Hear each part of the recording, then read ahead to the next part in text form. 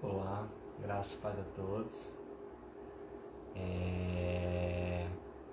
Bem, eu vou primeiramente, bom dia, boa tarde ou boa noite para quem está assistindo, independente aí da hora do dia.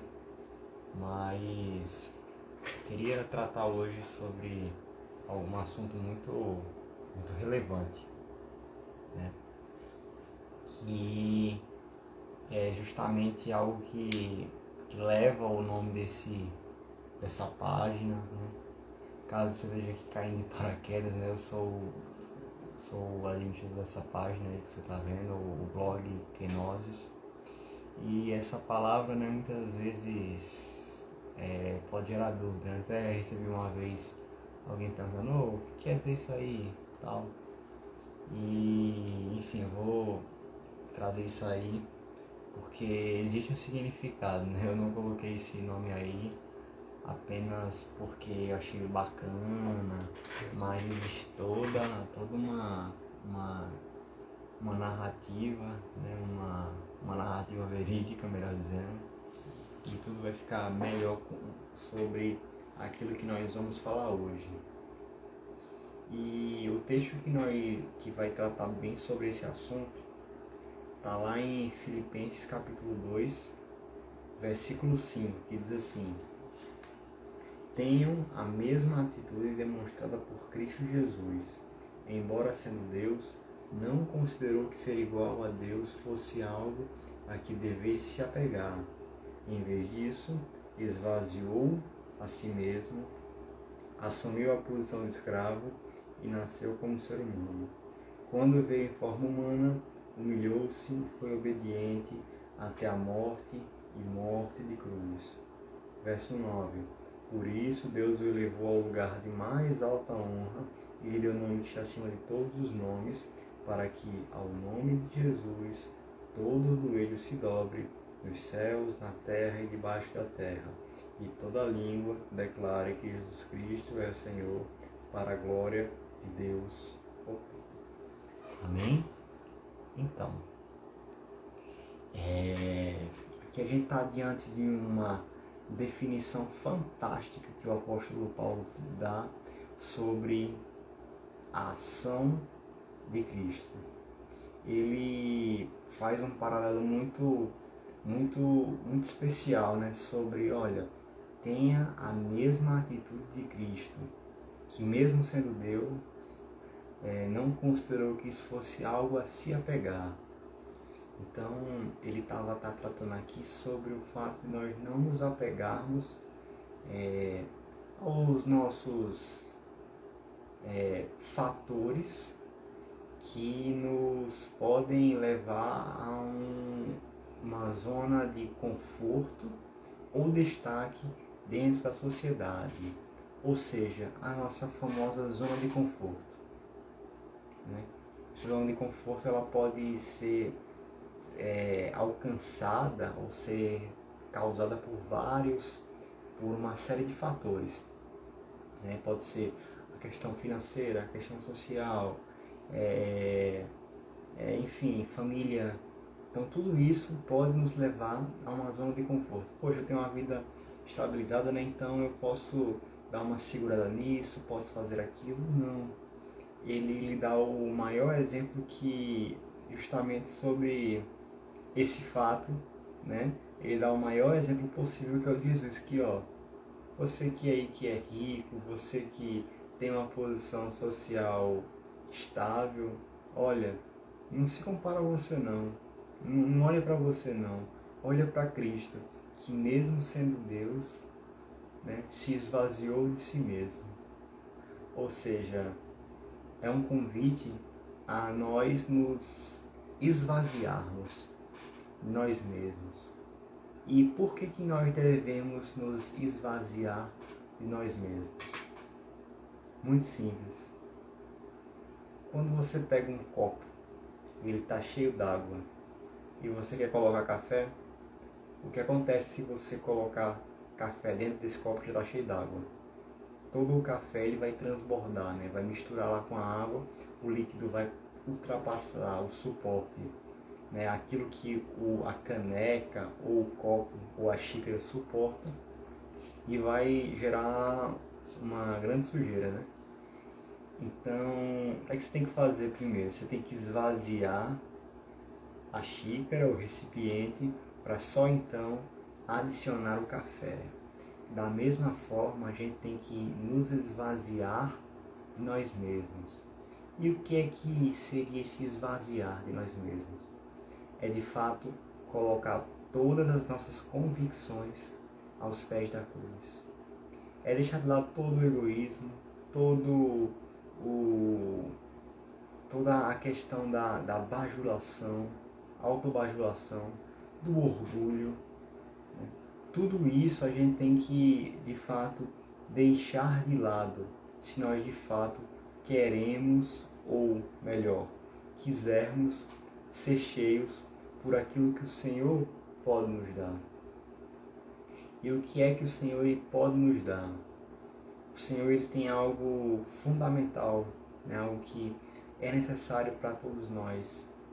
Uma vez que nós nos esvaziamos de nós mesmos, Ele nos preenche com o seu Santo Espírito. Amém?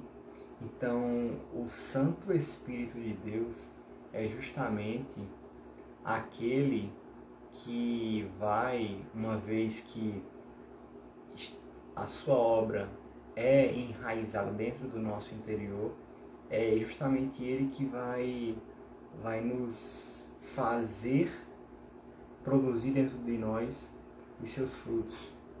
E quais são os frutos do Espírito? Lá nos seus registros, né, eu creio que seja no livro de Gálatas.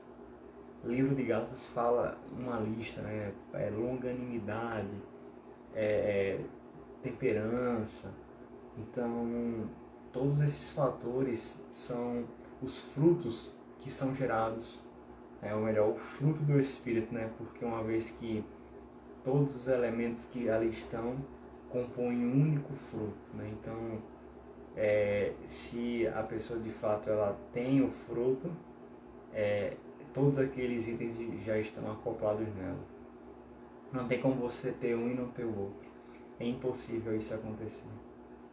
E sobre a questão do esvaziar de si mesmo, é justamente aí que entra o ponto do nome, kenosis.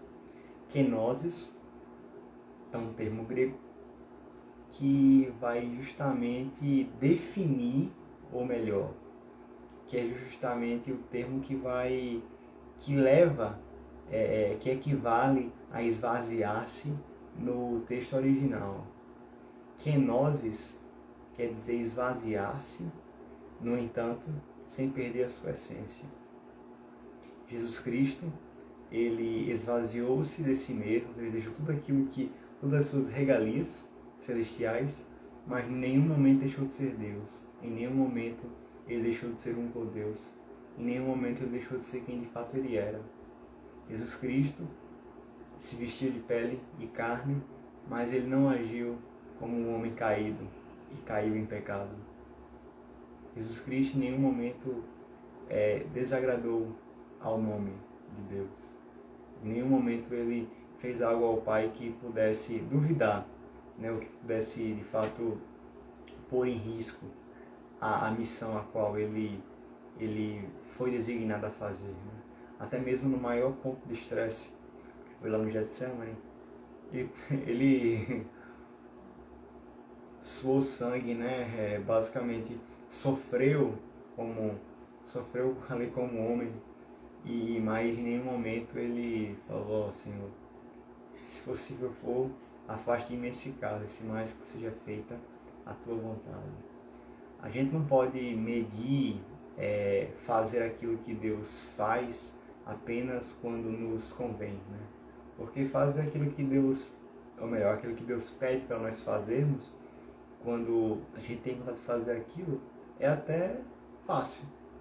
No entanto, enquanto Deus ele pede para fazer algo que a gente sabe que pode ali, né, dar um beliscãozinho em nós. E quando a vontade de Deus nem sempre, às vezes, não coincide com a minha, e agora? E aí que entra a questão do texto. Você escolhe, ou você continua cheio de si mesmo e faz aquilo que você acha que deve ser feito, ou, segunda opção, você de fato assume a posição de servo, né? Se humilha, aceita ser ferido pela palavra e esvazia-se de si mesmo para que seja preenchido com a porção que o Senhor nos oferece e de fato cumpre a sua vontade. Essas são as duas opções que o homem comum tem. Obviamente aqueles que não nasceram de novo, sempre vão optar pela primeira opção. No entanto, para aqueles que de fato trilham pelo caminho o qual é acessível através da porta estreita, esses precisam pregar sua carne todos os dias na cruz. E a pergunta que eu poderia fazer é, e aí? Já pregou o velho homem na cruz no dia de hoje? Já conseguiu colocar de fato as coisas em ordem e o Espírito venceu a carne mais uma vez? Ou foi a carne que venceu o Espírito, né?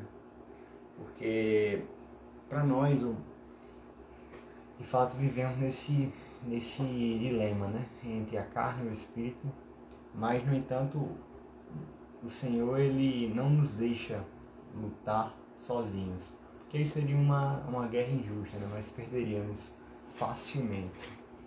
No entanto, o Senhor ele nos ajuda a cada dia, né? Nos dando as suas misericórdias se renovando a cada manhã. E essa misericórdia que nos permite mais uma vez tentar vencer a carne, né? E o Senhor ele nos dá os métodos. E lembrando que as tentações que vêm do maligno, de fato, não superam a nossa resistência, né? Então, tudo isso nos posiciona em um momento que nós podemos sim lutar e vencer. Mas, no entanto, essa é uma luta que cabe a cada um de nós vencer e, quando perder, saber onde errou, a fim de que possa então se consertar, né? E sobre essa questão eu até indico a você que chegou até aqui a ler o livro A Imitação de Cristo de Thomas de Kempis.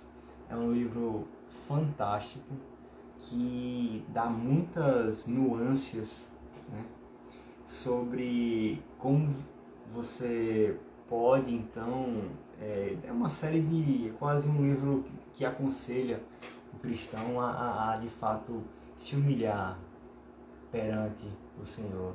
E não é uma humilhação que você faz perante o homem, né, que às vezes quer ver você ali naquela posição, não.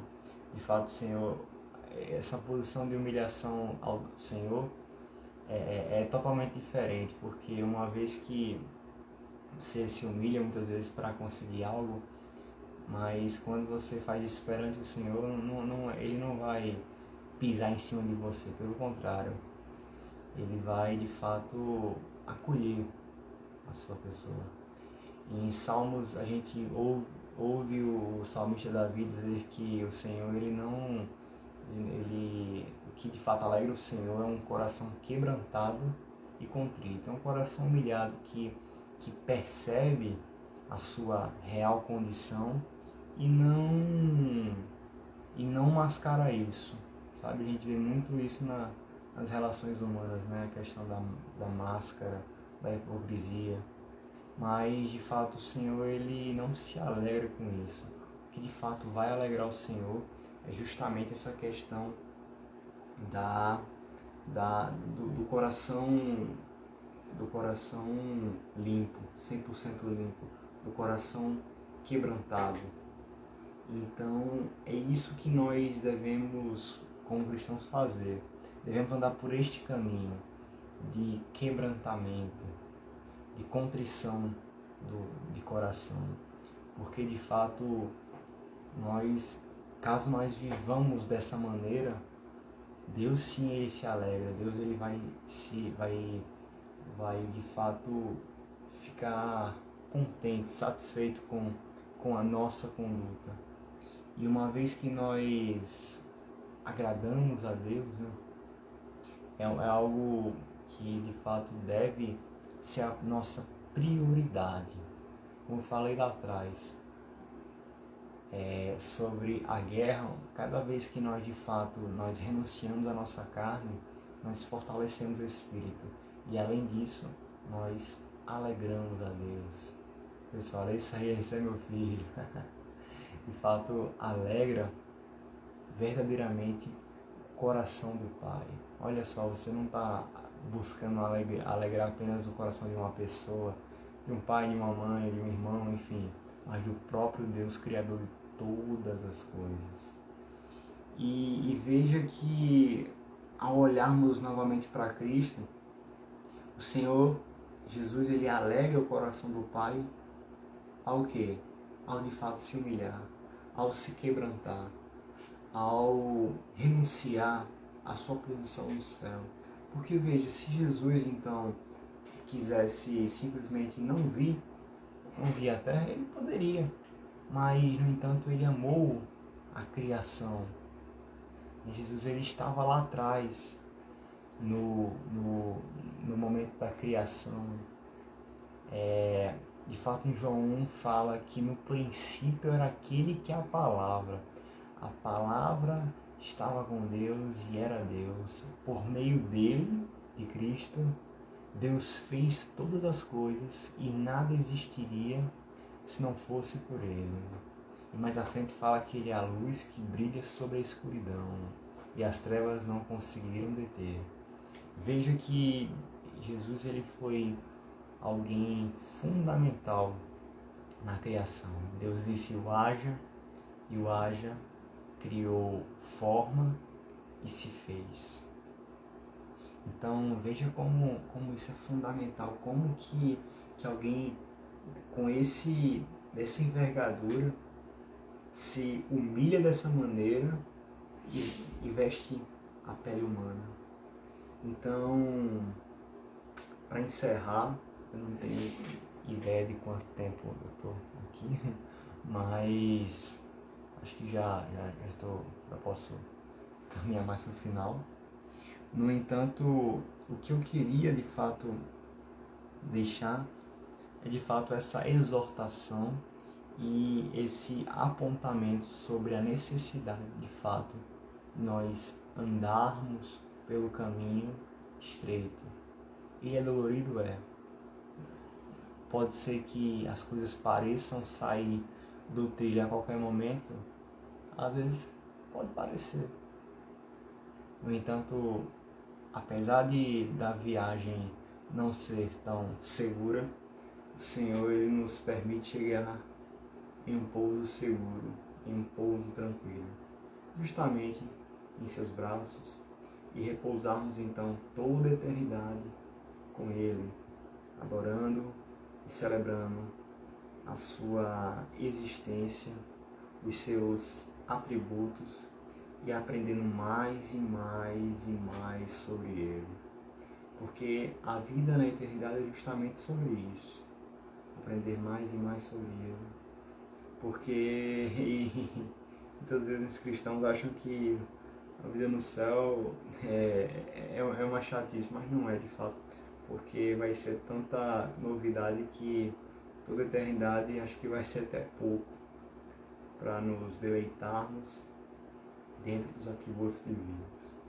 Amém? Então, esse é o significado da palavra kenosis, né? Justamente o esvaziar-se de si mesmo, sem perder a sua essência, que foi justamente aquilo que Cristo fez. E é isso, gente. Muito obrigado aí, todo mundo que vai assistir isso aí. Fiquem com Deus. Deus abençoe o vídeo de vocês. Compartilhe, se inscreva no canal do YouTube, logo mais vídeo vai para o YouTube. Curta, compartilha com os amigos, divulga o canal. E é isso. Deus abençoe o vídeo de cada um de vocês. Até uma próxima.